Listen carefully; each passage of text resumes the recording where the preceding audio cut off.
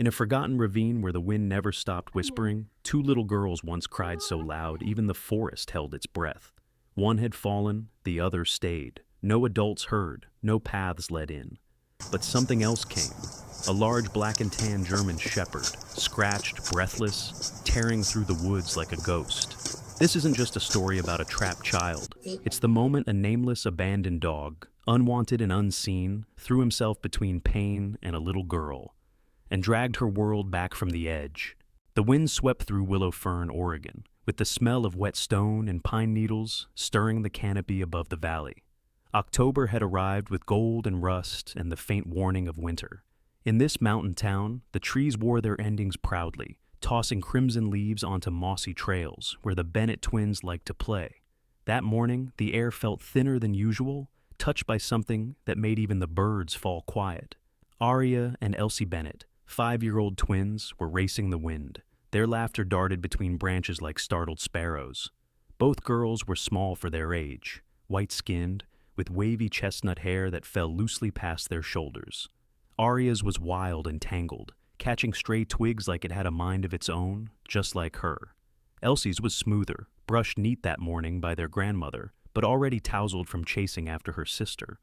They wore similar rain boots and 2 long denim pants, but Aria had thrown on her bright yellow raincoat in a rush, while Elsie wore her favorite pink one, now streaked with dirt from the fall.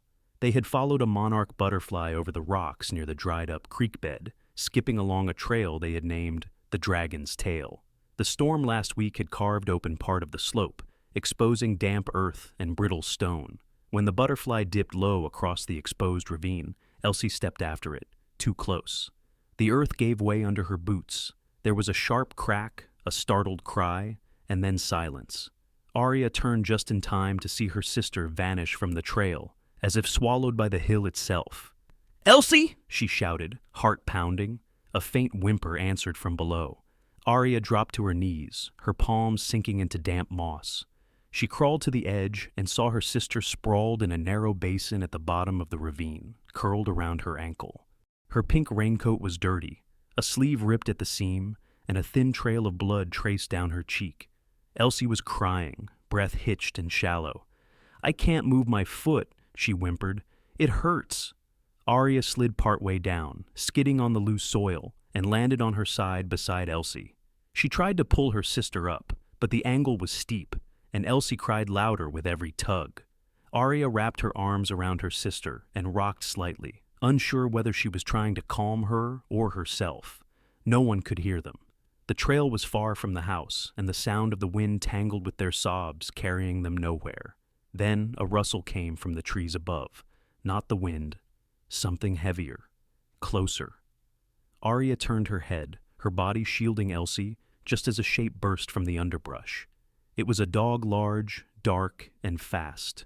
A German shepherd, thick-coated with black and tan fur muddied from the forest. He leapt down the slope in 2 strides, his chest low but eyes burning bright. His ears flicked forward as he assessed the scene, and without hesitation, he bounded the last few feet toward the girls. Aria gasped, ready to shield her sister, but the dog didn't growl. He didn't bark. He slid to a halt beside them and pressed his body against the slope, crouching beside Elsie with practiced stillness, like he had done this before.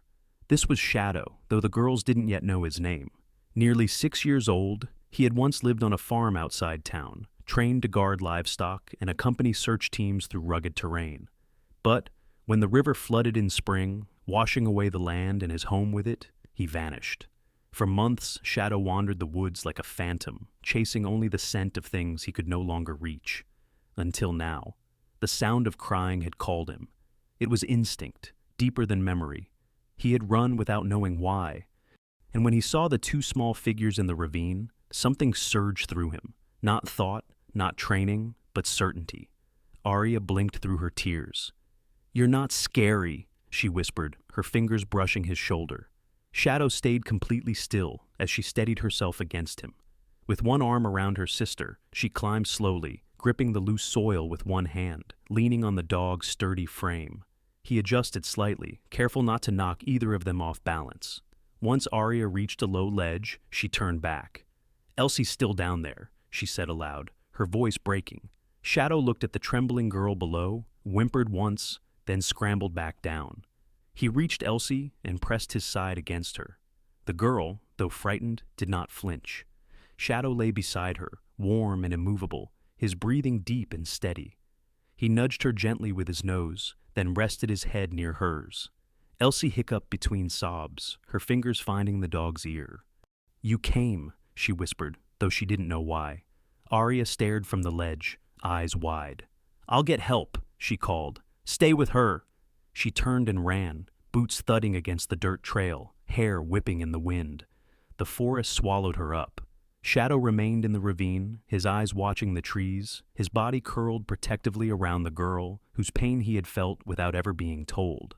Above them, the wind rustled again, less like laughter this time, more like a breath held in reverence. The trail curved upward, steep and slick with pine needles, but Shadow moved with the practiced care of something half wild and half home. His body was steady beneath Arya's grip, the girl clinging to the thick fur at his shoulders, her boots scraping against rocks as he guided her up from the ravine. He was big, larger than any dog Arya had ever seen up close, with a muscular chest and broad back, built for pulling, for bracing, for protecting. The wind no longer howled. The forest had fallen into a kind of hush, the quiet that comes when something sacred is unfolding and the world agrees not to interrupt. At the top, Arya let go and knelt beside a crooked tree root, catching her breath. Her palms were scraped raw, knees dirtied and bruised, but she didn't care. Below, Elsie was still lying where they had fallen, now curled into Shadow's side. The dog had circled her once, then settled down beside her with his head resting lightly across her chest, as if to still the trembling there. Arya called softly, "Come on," but neither Shadow nor Elsie moved. Then Elsie stirred. Her voice came like a whisper caught in dried leaves. "I'm tired." That frightened Arya more than the fall. Elsie was never tired when there were still questions to ask, bugs to watch, or shadows to follow. She scrambled back down with caution, holding the tree trunk as Shadow stood to make room. Elsie's face had gone pale under the dirt, and her hands felt warm, too warm. Arya pressed her hand to her sister's forehead and felt the heat rising like steam. "You have a fever," she said, though she didn't really know what that meant, only that grown-ups always said it when they looked worried. Shadow stood close, tail still, eyes fixed on Arya's face. His gaze did not waver. He watched like he understood something wasn't right. Arya remembered her grandmother once saying, "If you meet a dog that doesn't bark, just stares straight at you. He's not asking for food. He's asking what you need." Shadow blinked slowly. Arya whispered, "Can you help us?" He turned his head and looked toward the thicker part of the woods, not the steep way they had come, but a gentler incline strewn with old leaves and faint animal trails. Then he began to walk, not fast, not away. He stopped after 3 steps and looked back. Arya hesitated, then lifted Elsie into her arms. The younger twin was small and light, made lighter by fear. She winced as she stood, arms trembling from the weight and the shock and the cold beginning to creep in. "Okay," she said. "Lead us." Shadow walked ahead with a calmness that bordered on eerie. He didn't sniff or stray. He knew the path. Arya followed him through groves of cedar and under moss-veiled branches. The sun was already beginning to dip, painting the forest floor with long gold streaks. She didn't know how long they walked, maybe 20 minutes, maybe 2 hours. But at last, she saw something familiar. The hollowed-out oak they used to call the story tree. They were close to home, but then Elsie whimpered. Arya looked down and saw her sister's lips parted slightly, her eyes half shut, and a dampness spreading across the collar of her pink raincoat. Arya staggered. "No, no, no!"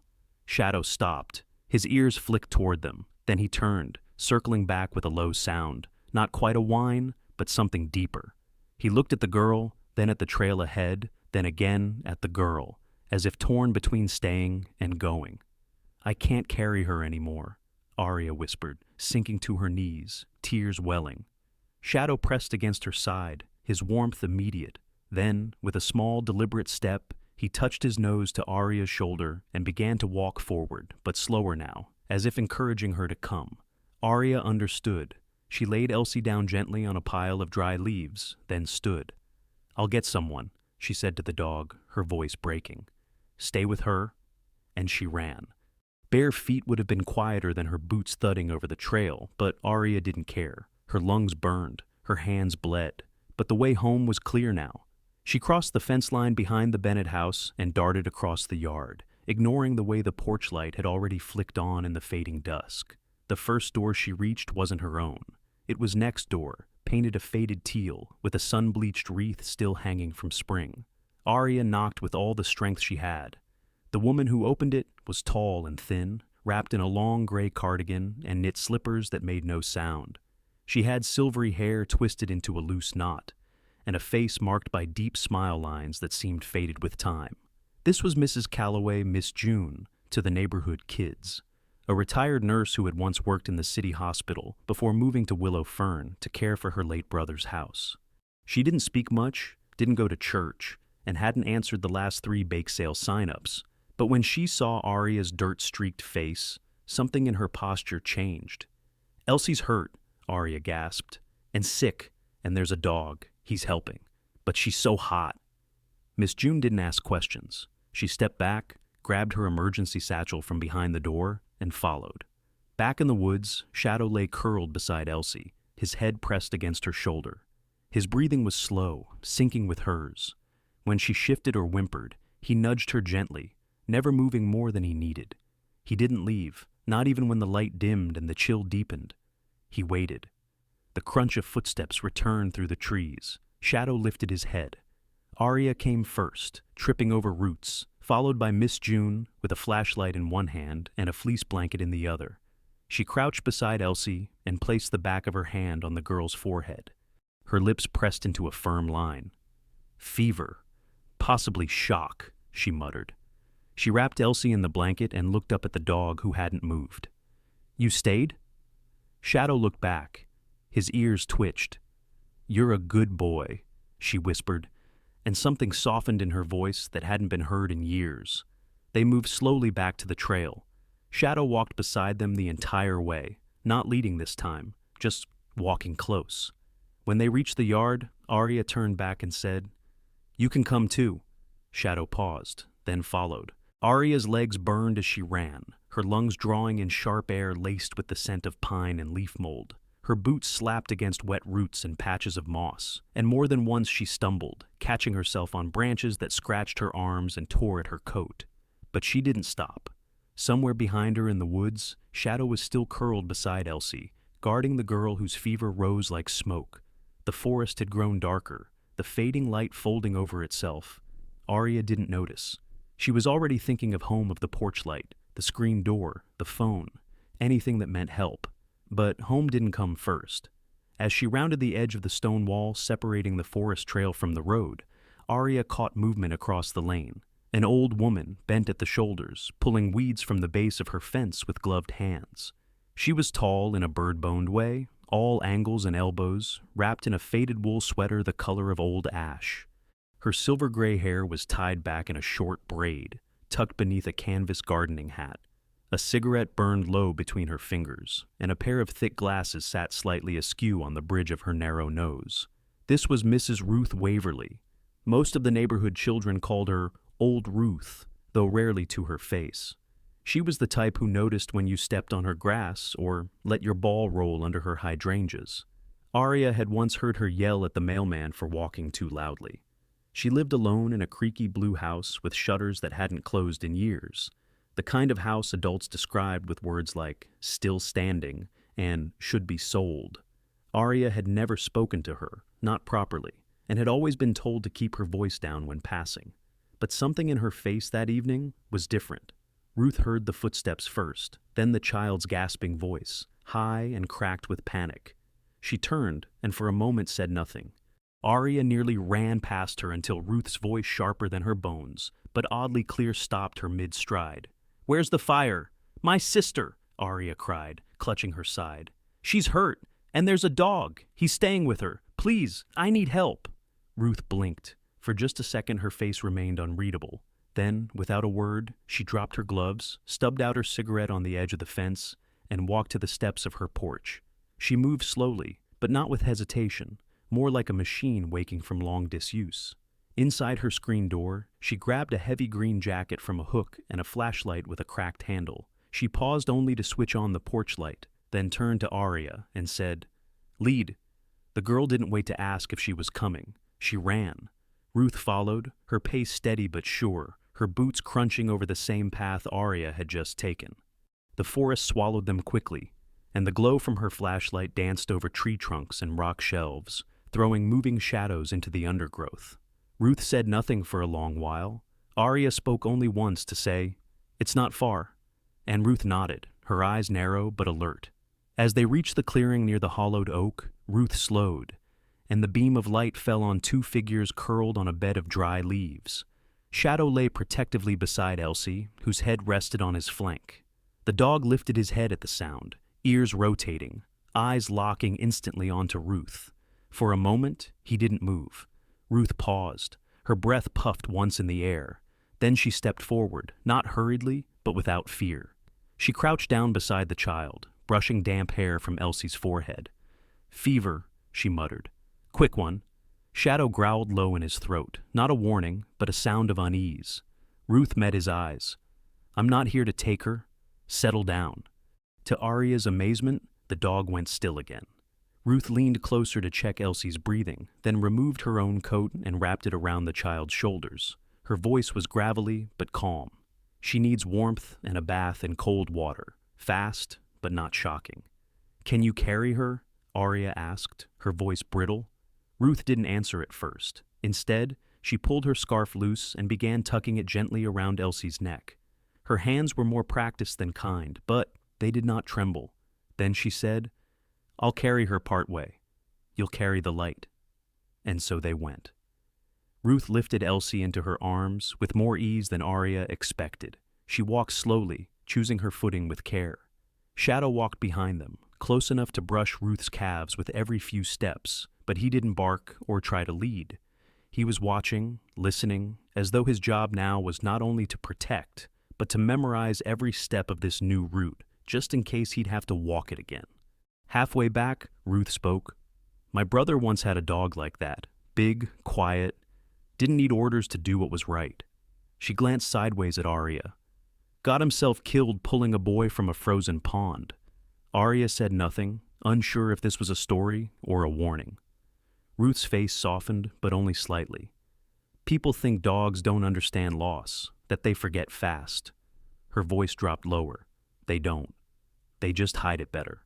When they reached the fence line, porch lights flickered on from several nearby homes. Ruth didn't stop at her own house. She carried Elsie straight across to the Bennett home, where the door had been left slightly ajar. The lights inside were on, and voices rose from the kitchen, frantic, disbelieving. Ruth stepped into the light and said simply, "She's burning. You'll want to start a tepid bath. I'll fetch my old thermometer." Arya's grandmother, a round woman with graying curls pulled into a bun, stood speechless in the doorway. Her name was May Bennett Gentle, but easily flustered, a retired librarian who had raised the twins after their parents died in a road accident 2 winters prior. She moved quickly now, directing Ruth to the bathroom, her hands steady despite her eyes brimming with tears. Shadow stood on the porch, unsure whether to enter. Arya looked at him and whispered, "Come on, you saved her." And this time, he stepped inside. The bathroom was dimly lit, the only sound a soft splash as water lapped against the sides of the tub. May Bennett crouched beside it, her round figure framed by the yellow glow of the vanity light. Her hands, though trembling slightly, moved with the careful precision of someone used to patching up paper cuts and childhood scrapes. Never a fever this fierce. She held a washcloth over Elsie's forehead, her lips pressed in a silent prayer. Elsie lay half submerged, wrapped in a towel that floated around her like a lily pad, her cheeks flushed and her eyes half closed. Every few seconds, she let out a soft murmur, not quite words. Ruth Waverly stood in the doorway with her arms folded, leaning against the frame. Her jacket was back on, but her shoes still carried dried forest mud. In her left hand, she held a glass thermometer, the kind with a tiny line of silver trapped inside. She hadn't spoken much since they returned, but her gaze moved constantly, first to the child, then to May, then to the dog who stood near the hall like a statue. Shadow hadn't crossed the threshold into the bathroom. Instead, he stood just past the hallway, ears alert, his body tense but quiet. His fur, still damp with dew and the heat of his vigil, caught the light like old velvet. He hadn't made a sound since stepping into the house, and now he watched with eyes that held a question none of them could answer. Arya sat cross-legged near the base of the stairs. Her raincoat had been peeled off and lay in a crumpled heap beside her. Her hair stuck to her cheeks in wild clumps, and a streak of dried blood still clung to one elbow. She clutched a small plush rabbit against her chest, one eye missing and the fur worn thin, a relic from when things were simpler. Every few moments she peeked down the hall, searching for a glimpse of her sister, or for the dog. "He won't come closer," Arya whispered once, more to herself than anyone. "Maybe he thinks he doesn't belong inside." May finally turned from the tub, brushing her hands on a towel. "She's cooler now," she said quietly. "Not out of the woods, but the fever's dropping." Ruth nodded but didn't smile. "Good. It means the dog kept her warm long enough." There was a pause, a long one, before May spoke again. "Did you call Dr. Alden?" "He's on his way," Ruth replied. "Told me to keep her hydrated and not let her fall fully asleep. You have orange juice?" "In the fridge." Ruth moved toward the kitchen, her steps soft despite the old floorboards. The kitchen had changed little in 30 years. Same linoleum tiles, same sun-faded curtains with embroidered leaves, same fridge that groaned softly like it resented the effort of being useful. Ruth opened it, grabbed the carton, and poured carefully into a chipped mug with a faded image of a bluebird. In the hallway, Shadow turned his head. He stepped closer to the edge of the light and sat down slowly, his body curling in that half-guard, half-waiting posture of dogs unsure whether they've been forgiven. May spotted him then. She walked down the hallway with the mug in hand, pausing in front of him. They stared at each other, woman and dog, both shaped by things that had nothing to do with words. "Do you have a name?" May asked softly. Shadow didn't blink. He didn't wag his tail either. He simply watched. May nodded once, then turned back to the bathroom. Outside, a car door slammed. Dr. Alden was not a young man. Nearing 70, with sun-spotted hands and a limp from an old motorcycle accident, he still made house calls when it mattered. He had thinning gray hair that curled above his ears and always wore a red scarf, regardless of season. He stepped inside with his black leather bag in one hand and his expression unreadable behind wire-framed glasses. "Elsie Bennett?" he asked. "In the bath. Fever's dropping. We kept her awake." Ruth gestured. He nodded once and made his way toward the bathroom. The house grew still. Even the clock above the fireplace seemed to hesitate between ticks. Arya rose from her spot and crept closer to the door, holding her breath. 10 minutes passed, then 15. When Dr. Alden stepped out, he looked tired but relieved. "She's stable. That dog likely saved her from hypothermia, and whoever got her home fast, well done." Ruth didn't say anything. May put a hand on her chest and exhaled for the first time in what felt like hours. Dr. Alden glanced at Shadow, who had now lain down beside the umbrella stand. "That your dog?" May shook her head. Arya answered instead, from the stairs. "He found us." The doctor grunted thoughtfully, then said, "Well, he chose right." He packed his things, left instructions, and walked out as quietly as he had arrived. May went to settle Elsie in bed, placing a cool cloth on her head and murmuring lullabies older than memory. In the quiet that followed, Arya returned to the hallway. She knelt beside Shadow, wrapping her arms around his neck. His fur was warm, but his body tensed. "I want you to stay," she said. Shadow didn't move. A minute later, the front door creaked open. Arya looked up. The door wasn't locked. A breeze had slipped through the latch. When she turned back, Shadow was gone. No bark, no sound. Just the faint trace of paw prints on the mat. She ran to the porch, barefoot and too late. Outside, the moon had risen, silver and round, casting the town in its soft shadow. The street was empty. Only the wind moved, curling around fences and grass like an old tune that no one sang anymore. Arya sat on the porch steps, her knees tucked beneath her chin. The house behind her was warm and full of voices, but outside, it was just her and the night, and the memory of eyes that stayed too long and then vanished before anyone could thank them. Shadow had left before the world could change him, before they could ask for more. The week that followed felt slower than usual in Willow Fern. The sky remained a sheet of pale gray, as if the sun had gone somewhere quieter. Arya stayed mostly indoors, rarely leaving Elsie's side. Her sister, though still weak, had begun to smile again, soft, sleepy ones that meant more than words. May brewed more tea than she could drink, and Ruth stopped by most mornings with a different excuse each time. A jar of honey, a loaf of bread, an old comic book she claimed she'd found in a drawer. No one mentioned the dog, but Arya did not forget. Each night she sat by her window, fingers tracing the cold glass. She imagined Shadow somewhere in the forest, beneath the hollow oak, beside the stream, curled under a canopy of rust-colored leaves, always listening, always just out of sight. Then came the morning the wind shifted. It was a Thursday. The trees outside rustled in a hush, like someone exhaling after holding their breath too long. Arya had gone outside before breakfast, still in her socks and nightgown, wandering toward the corner of the backyard where the stone path met the shed. The grass was damp beneath her feet, and her breath clouded in the air. That's when she saw it. On the cement near the rain barrel sat a piece of cloth, a small worn square of faded blue flannel with tiny stars printed along the edges. Arya blinked. Her stomach flipped in recognition. It was hers. A piece she had once wrapped around her stuffed rabbit when pretending it had a fever. She had lost it months ago, maybe even last year. And yet here it was, folded neatly, not blown or crumpled, but placed, deliberately. She picked it up with trembling hands. The fabric was slightly damp but warm, as if recently held. Arya turned slowly, scanning the tree line. "Shadow," she whispered. Nothing. But the silence didn't feel empty. It felt watchful. By the time she returned to the kitchen, May was stirring oatmeal and humming off-key. Ruth was seated at the table, reading the paper with a pair of thick reading glasses perched low on her nose. "Found something?" Ruth asked without looking up. Arya hesitated, then held up the cloth. Ruth's eyes flicked toward it. A long pause passed. "You sure he left it?" Arya nodded. "He wouldn't have let the wind place it like that." May smiled faintly, but Ruth set the paper aside. "I'll need some scrap wood," she said. "And nails." May raised an eyebrow. "You're building something?" "Dog needs a place to come back to," Ruth muttered, already pulling on her coat.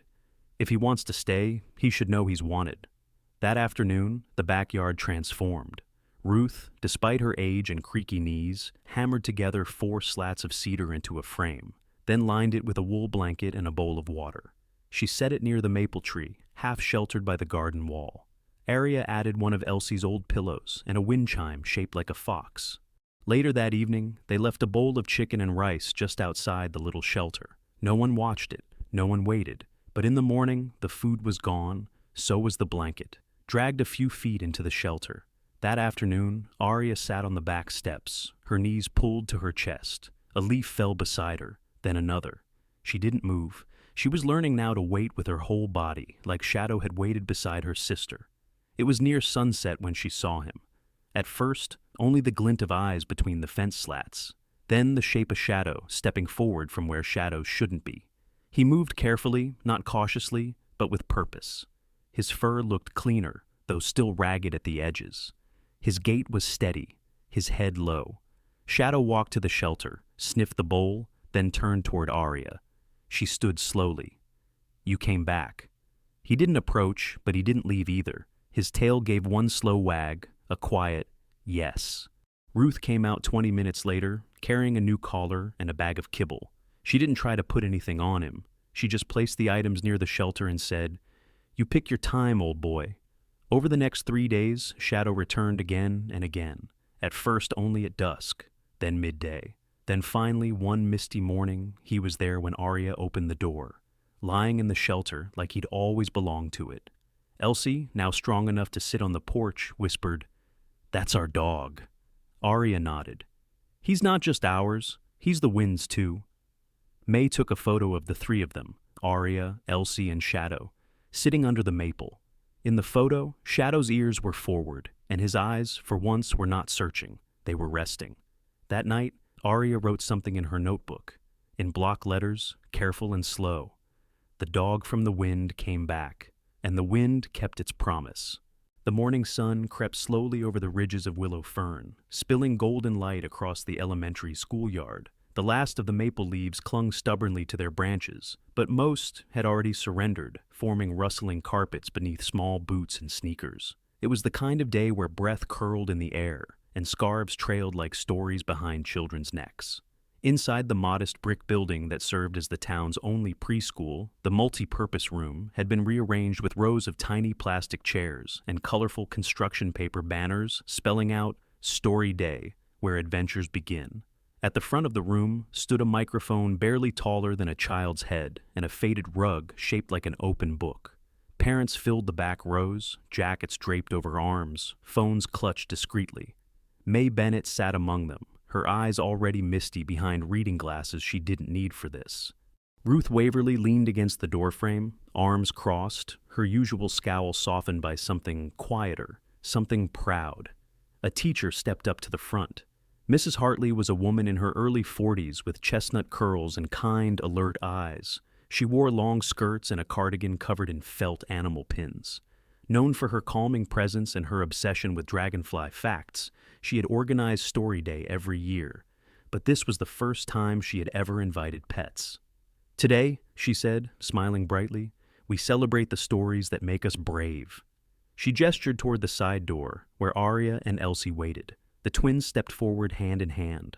Their matching corduroy jumpers were a deep forest green, their boots polished. Aria's hair was wild as always, a few leaves tucked into the curls. Elsie's was neatly brushed, a silver clip holding it back from her eyes. Both girls clutched a small notebook, the kind with sparkly covers and pages lined in pink. Behind them padded Shadow, now officially named, now undeniably part of their lives.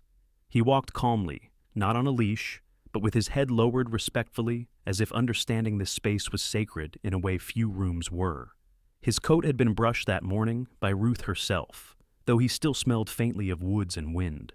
The bandana around his neck, a faded red one May had found in a drawer, read Shadow in bold stitched letters. His steps were quiet, his presence quiet, louder than any bark could ever be. When the trio reached the rug, Aria turned to the microphone. "We're going to tell you a story," she began, her voice small but clear. "It's about someone who helped us when no one else could." Elsie continued, "He's not ours, really. He belongs to the wind and the woods, too." Their story unfolded slowly, not in dramatic detail, but in the quiet rhythms children use when recalling something both real and magical. They didn't mention the fever or the fear, not directly. Instead, they spoke of a ravine, a lost path, a whisper that became footsteps.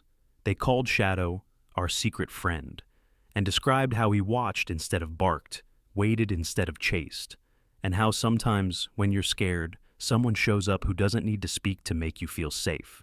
Mrs. Hartley didn't interrupt, neither did the parents. The room, filled with crayons and alphabet charts, was still as stone. When Aria finished with the line, "And now he sleeps on our porch instead of in the leaves," the room exhaled as one. Shadow sat silently beside the girls, his head lifted, eyes scanning the crowd. At some point, Ruth had begun to clap. The rest followed. After the presentation, children crowded around the dog, offering hesitant pets and crayon drawings. Shadow allowed it all with the patience of a saint. He lay down when Elsie sat beside him, resting her small hand on his back. Later that evening, after the celebration had ended and paper stars were swept from the floor, the town returned to its slow rhythm. Back at the Bennett home, the porch light flickered on as the sun dipped low. The wind had picked up slightly again, not sharp, but full of the kind of rustle that makes leaves dance. Aria and Elsie sat on either side of Shadow on the porch steps.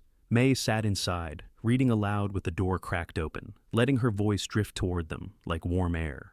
Ruth had returned home, but had left a bag of dried jerky at the gate, tied with string. Shadow lay still between the twins, head resting on his paws, eyes half-lidded. His breathing matched theirs. The porch creaked beneath them as the world went gold. "He doesn't run anymore," Elsie whispered. "No," Aria said. "He already found what he was chasing." Shadow blinked slowly. His tail gave one soft tap against the wood. As twilight swallowed the hills and the last warmth of the day slipped behind the trees, the three of them remained there, anchored not by words, but by something weightier. A choice. A home. The lesson at the end of this story is simple but powerful.